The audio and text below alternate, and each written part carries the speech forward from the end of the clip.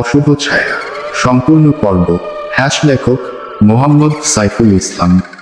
মিঠু প্রতিদিনের মতো রাতে খাওয়া দাওয়া করে এলাকার সমবয়সী ছেলেদের সাথে আড্ডা দেওয়ার জন্য রাস্তায় বেরিয়ে পড়ে। পুরো এলাকাটি একটা গ্রাম। মিঠুর সাথে আড্ডায় যোগ দেয় খালেদ ও সবুজ। তারা তিনজনের রাস্তায় হাঁটতেছে। তখন রাত প্রায় 9টা বাজে। তিনজনেই গল্প করছে আর হাঁটতেছে তাদের গন্তব্য সামনের মোড়ে।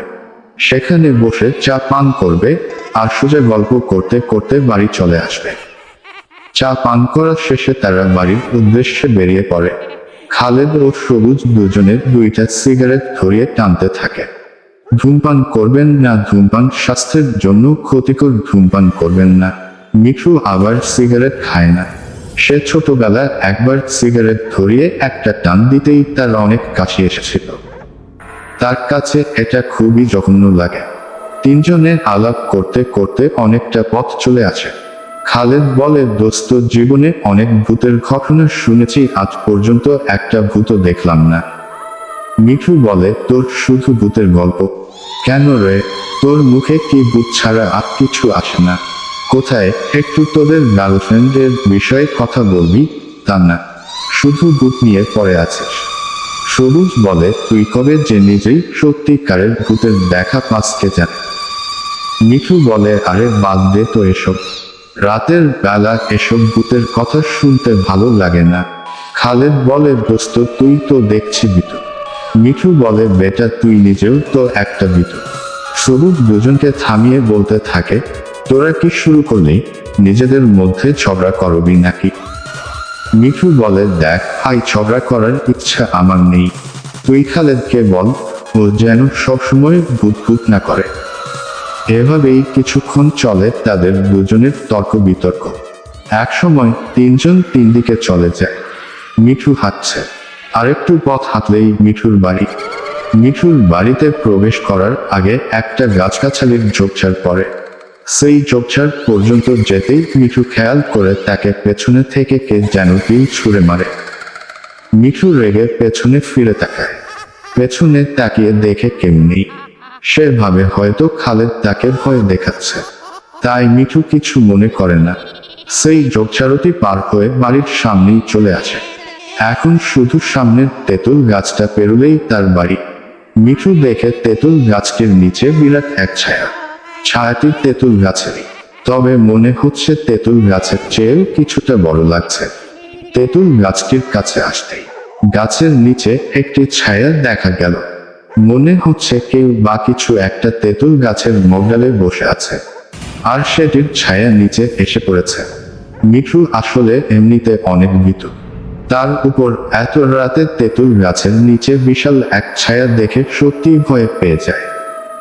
ছায়াটিও কেমন যেন নড়াচড়া করছে। মিঠু ভয় পেয়ে তাড়াতাড়ি বাড়িতে চলে আসে। বাড়ির উঠোন থেকেও সেই তেঁতুল গাছের ছায়াটি দেখা যাচ্ছে। মিঠু প্রতিদিনের মতো শুয়ে ঘুমিয়ে পড়ে। হঠাৎ মিঠুর ঘুম ভেঙে যায়। সে বিছানা ছেড়ে উঠে। সুইচ টিপতেই সে বুঝতে পারে বিদ্যুৎ নেই। এই যা, বিদ্যুৎ যাওয়ারও আর সময় পেল না। অন্ধকারে সে ফোনের টর্চ অন করে ঘর থেকে বের হয়ে যায়। চাঁদের আলোতে পুরো বাড়িটি হালকা মতো আলোকিত হয়ে আছে।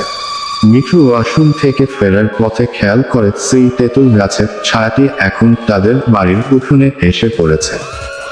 সে এটাও খেয়াল করে যে তেঁতুল গাছের ছায়ার সাথে আরো কিছু একটার ছায়া দেখা যাচ্ছে।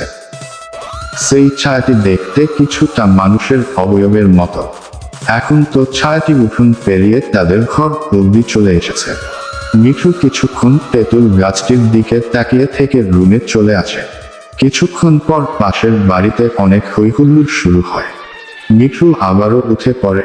তার মা বাবা সবাই ঘুম থেকে উঠে পড়ে। সবাই পাশের বাড়িতে যায়। গিয়ে দেখে পাশের বাড়িতে অনেক মানুষের ভিড়। এত রাতের বেলা সবাই কি করছে এখানে? মিঠু ভিড় ঠেলে সামনে এগোতেই দেখতে পায় সেখানে খালেদ দাঁড়িয়ে আছে। মিঠুন সেই বাড়ির একজনকে জিজ্ঞেস করে, কি হয়েছে আপনাদের এখানে? সেই বাড়ির একজন বলতে থাকে, এই মাঝরাতে কিছুক্ষণ পূর্বে তাদের বাড়ির মেয়েটি ওয়াশরুম থেকে ঘরে ফেরার সময় অদ্ভুত ভঙ্গিতে হাসতে থাকে। আর মাটিতে গড়াগড়ি করতে থাকে। মিঠু দেখে মেয়েটি তখনও হেসেই চলছে, মাটিতে শুয়ে বসে যেভাবেই পাচ্ছে হাসছে। মেয়েটির মা অনেক চিন্তিত হয়ে পড়ে। তারা সবাই মেয়েটির কাছে যেতে চাইলে মেয়েটি ভয় দেখিয়ে বলতে থাকে, সাবধান, কেউ আমার কাছে আসবি না, যদি কেউ আমার কাছে আসিস তো হাত মটকে দেব। মেয়েটিকে অনেকটা অদ্ভুত লাগছিল, তাই ভয়ে কেউ মেয়েটির কাছে যেতে সাহস পাচ্ছে না। মেয়েটি পাগলের মতো হেসেই যাচ্ছে। তার বাবা মা অনেক কষ্টের পর মেয়েটিকে ধরে ঘরে নিয়ে যায়। পরিদিন সকালে মিঠু সেই বাড়িতে গেলে দেখতে পায় মেয়েটি বসে আছে। আজ সে খুবই স্বাভাবিক দেখতে। মিঠু মেয়েটিকে জিজ্ঞেস করে, কিরে তুই রাতে এমন করছিলি কেন, তোর কি হয়েছিল? মেয়েটি কোন উত্তর দেয় না। মিঠু সেখানে থেকে চলে যায়। রাস্তায় যেতেই সবুজের সাথে দেখা। সবুজ জিজ্ঞেস করে, দোস্ত গতকাল রাতে নাকি তোর পাশের বাড়ির মেয়েটিকে জিনে ধরেছিল? মিঠু বলে, জিন ধরেছিল কিনা তা জানি না, তবে মেয়েটি গত রাতে কিছুটা অস্বাভাবিক হয়ে গিয়েছিল। অস্বাভাবিক ছিল তার আচরণ। তারা দুজনে দেখে খালেদ আসতেছে। খালেদকে সাথে নিয়ে তারা তিনজন আজও বাজারে চলে যায়। বাজারে অনেক সময় আড্ডা দেয়। একটা সময় তারা বাড়িতে ফিরে আসে। সেদিন মিঠুর বাড়িতে মেহমান আছে। রাতে তার ঘরে মেহমানদেরকে থাকতে বলা হয়। মিঠুর ঘরে যদি মেহমানরা থাকে তাহলে সে কোথায় থাকবে? তার মা বলে, বাবা তুই আশপাশের খালি ঘরটিতেই থাক। মানে মিঠুর বাড়িতে একটি পরিত্যক্ত ঘর আছে, যে ঘরটিতে কেউ থাকে না। সে কি করবে? সেই রাতে সে পাশের সেই খালি ঘরটিতে থাকবে বলে সবকিছু গুছিয়ে পরিষ্কার করে রাখে। সন্ধ্যার বেলা মিঠুর রাস্তায় বের হয়। খালেদও আছে। তারা দুজনের রাস্তায় হেঁটে অনেক গল্প করে। সন্ধ্যা হয়ে এলো প্রায়। তারা দুজন দেখে রাস্তা দিয়ে একটা বৃদ্ধ লোক হেঁটে যাচ্ছে। লোকটির বয়স বেশি হওয়ার কারণে ধীরে ধীরে হাঁটছে। এক সময় লোকটি তাদের কাছে এসে থামে। তারা দুজনেই বৃদ্ধ লোকটির দিকে ফিরে তাকায়। লোকটি জিজ্ঞেস করে, বাবা তোমরা কি এই এলাকার? খালেদ বলে, হ্যাঁ চাচা আমরা এই এলাকার। কিন্তু কেন? সেই বৃদ্ধ লোকটি বলে, তোমাদের বাড়ি কি এখানেই? মিঠু বলে, হ্যাঁ এখানে। ক্রসমার্ক গল্পটি কপি করা সম্পূর্ণ নিষিদ্ধ। ক্রসমার্ক কিছু কথা আমি অঙ্গীকার করছি বা কথা দিচ্ছি, কোনোভাবেই আমি এই গল্পটি ভৌতিক গল্পের অ্যাডমিনের অনুমতি ছাড়া কপি করে কোনোভাবেই কোনো পেজ বা কোনো গ্রুপে পোস্ট করব না।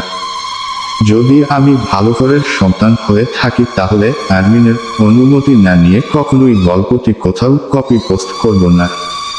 যারা নিষেধাজ্ঞা অমান্য করে গল্প বা ছবি কোথাও পোস্ট করবে, নিঃসন্দেহে সে অমানুষ। যারা গল্প কপি করে লেখক নাম কেটে কোথাও পোস্ট করে, কথাগুলো শুধুমাত্র তাদের জন্য প্রযোজ্য, তাই কিছু মনে করবেন না। লোকটি বলে, এই যে তেঁতুল গাছটি দেখতে পাচ্ছ, সেদিন আমি অনেক রাত করে এই রাস্তা দিয়ে বাড়ি ফিরছিলাম। তখন আমার চোখ যায় এই তেঁতুল গাছটির উপর। মিঠু ও খালেদ মনোযোগ দিয়ে লোকটির কথা শুনছে। লোকটি বলে, আমি এখানে আসতেই দেখি তেঁতুল গাছের নিচে বিরাট একটা ছায়া নড়াচড়া করছে। আমি প্রথমে কিছু বুঝে উঠতে পারিনি।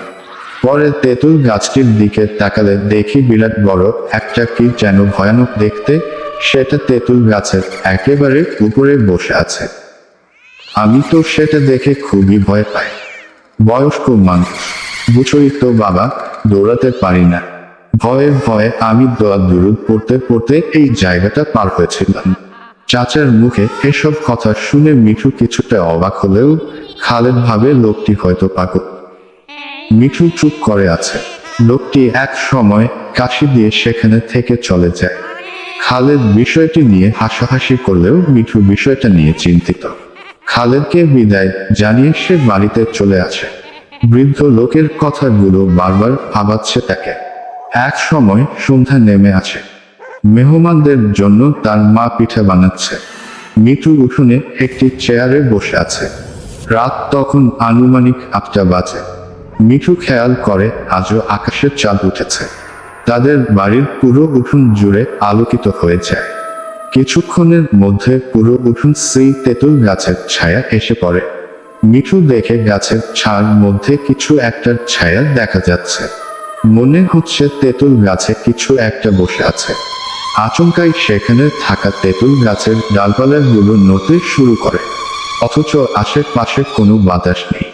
তাহলে তেঁতুল গাছের ডালপালা কিভাবে নড়ছে? মিঠু দেখে গাছের ছায়াটি আস্তে আস্তে বড় হচ্ছে।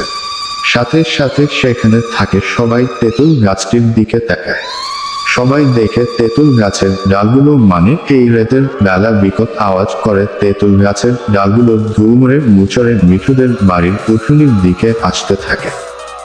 সবাই ভয় পেয়ে চিৎকার দিয়ে দৌড়ে ঘরে চলে যায়। মিঠুও ভয়ে ঘরে চলে আসে। বাড়ির উঠোনে গাছের ডালগুলো শব্দ করতে করতে আছড়ে পড়ে। সবাই ঘরের জানালা দিয়ে উঁকি দিয়ে দেখে পুরো উঠোন তেঁতুল গাছের ডাল দিয়ে ভরে গেছে। মিঠু সহ সবাই ভয় পেয়ে দোয়া দুরুদ পড়তে থাকে। সবাই ভয় পেয়ে যায়। তখনই পাশের বাড়ির সেই মেয়েটির ভয়ানক হাসি কানে ভেসে আসে। যে মেয়েটি গতকাল রাতে ঘর থেকে বের হয়েছিল তখন অদ্ভুতভাবে হাসছিল ও সবাইকে শাসিয়েছিল, এখনো সেই মেয়েটি ভয়ানকভাবে হাসছে। মিঠু ভালো করে খেয়াল করে পুরো উঠানই তো ফাঁকা মনে হচ্ছে। মিঠু সহ সবাই দৌড়ে ঘর থেকে বের হয়ে দেখতে পায় পুরো উঠোন খালি। তেঁতুল গাছের ডাল তো দূরের কথা, একটা পাতাও নেই। মিঠু সহ সবাই পাশের বাড়ির দিকে যেতে থাকে। সে তেঁতুল গাছের ছায়ার দিকে তাকিয়ে দেখে গাছের ছায়ার সাথে সেই মানুষের মতো অবয়বটির ছায়াটি এখন আর নেই। সবাই পাশের বাড়িতে গিয়ে দেখে সেই মেয়েটি এই মাঝরাতে বাড়ির উঠোনে গড়াগড়ি দিয়ে হাসছে। মেয়েটির হাসি যেন থামছেই না। আশেপাশের বাড়ি থেকেও লোকজন এসেছে। আজও মেয়েটিকে ধরতে গেল বা মেয়েটির কাছে যেতে চাইলে সে বলতে থাকে, সাবধান, কেউ আমার কাছে আসবি না। আসলেই খার্ম কে দেব। ভয়েতে কেউ মেয়েটির কাছে যায় না। গতকাল রাতের মতো তার মা ও বাবা মেয়েটির কাছে যেতেই সেখানের পরিবেশ পুরো বদলে যায়। মেয়েটি ভয়ানকভাবে হাসতে থাকে। মেয়েটির মুখ দেখা যাচ্ছে না, সামনের চুল দিয়ে পুরো মুখ ঢেকে আছে। সাথে সাথে মেয়েটি শূন্যে ভেসে ওঠে। সে ভয়ানকভাবে শূন্যে ভেসে ওঠে। সেখানে থাকা সবাই এটা দেখে ভয়ে এদিক ওদিক দৌড়াতে থাকে। মিঠু ও তার বাড়ির লোকজন সবাই দৌড়ে সেই বাড়িরই একটা ঘরে আশ্রয় নেয়। ভয়ানক একটা হাসি দিয়ে মেয়েটি শূন্যে ভাসতে ভাসতে সেই তেঁতুল গাছের দিকে যেতে থাকে। সবাই এটা দেখে খুবই ভয় পায়। মেয়েটির মা তো কান্নার জুড়ে দেয়। একসময় কয়েকজন মিলে বলছে, মেয়ের ভাব তো ভালো না, সবই তো দেখছো। মেয়েটির কিছু হয়ে যাবার আগেই তাড়াতাড়ি যাও, মসজিদের হুজুরকে ডেকে আনো কেউ। সেই বাড়ির দুজন লোক মসজিদের ইমাম সাহেবকে ডেকে আনতে যায়। ততক্ষণে মেয়েটি তেঁতুল গাছের একটা মগডালে আটকে যায়। সেখানে মেয়েটির ওড়না আটকে যায়। সবাই জুড়ে আওয়াজ করে দোয়া দুরুদ পড়তে থাকে, কিন্তু কিছুতেই কিছু হচ্ছে না। মেয়েটি ভয়ানকভাবে হাসতে থাকে। সেই হাসির আওয়াজে আরো লোকজন চলে আসে। রাস্তার লোকজনও ভিড় জমাতে থাকে। তারা সবাই বলতে থাকে, ব্যাপার কি, এই রাতের বেলা একটা মেয়ে তেঁতুল গাছের এত উঁচুতে কি করছে? ততক্ষণে মসজিদের হুজুর চলে আসে। হুজুর নিজের চোখের সবকিছু দেখে একটা পার্টি এনে দিলে হুজুর সেই পার্টিতে বসে দোয়া কালাম পড়তে থাকে। পুরো বিষয়টা এখন সবাই বাড়ির উঠোনে দাঁড়িয়ে দেখছে। সবাই এটা দেখে ভয় পায়। কিছুক্ষণ পর হুজুর আওয়াজ করে বলতে থাকে, তুই কে? কেন এই মেয়েটিকে কষ্ট দিচ্ছিস? কে তুই বল। মেয়েটি ভয়ানকভাবে হাসছে আর বলছে, হা হা হা, আমি কিছুই বলবো না। হুজুর বলে, ভালোই ভালো বলছি, বলে দে, নইলে তোর এমন দশা করব যে পরে পালানোরও পথ পাবি না। মেয়েটির মুখ থেকে আবারও হাসির আওয়াজ ভেসে আসে।